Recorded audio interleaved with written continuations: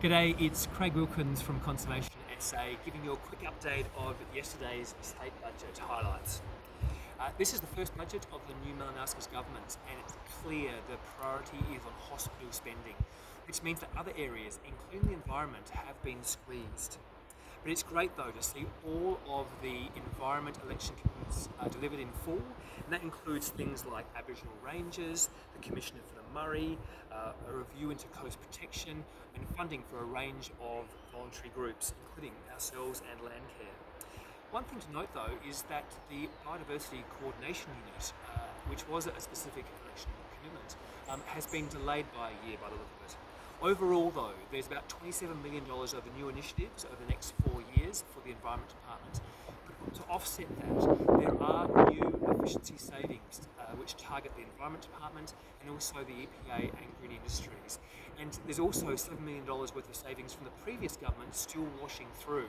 So this is an overall disturbing trend in terms of environment funding, whereby the department has lost around $160 million over the last 10 years and $34 million over the last 4 years alone in these efficiency savings. And we're really hoping that this government will start a rebuild and reverse that trend. It is really good though that the government is doing the Commissioner for the River Murray. That's a great step. And also they're not afraid to fund independent advocacy from groups such as ourselves. Less good is that there's a cut to greening programs, which with climate biting and the need to increase our tree canopy is a bit of a concern. There's about $14.5 million cut from those programs over the next 4 years.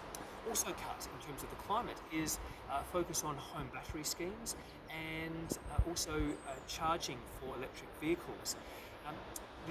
Seems a shift in terms of the energy focus in this government from households to big kit production like the hydrogen power plant. And the jury's still out if that is the right direction. The good news though is that the EV tax, it's been confirmed that has been cut. But climate overall barely rated a mention, which is really surprising in the wake of the recent federal election result. Gas exploration is still funded. The carbon farming roadmap, I couldn't see any mention of that.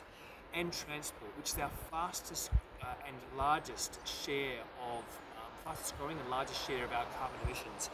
Again, the focus is on roads over public transport. Cycling barely gets a mention.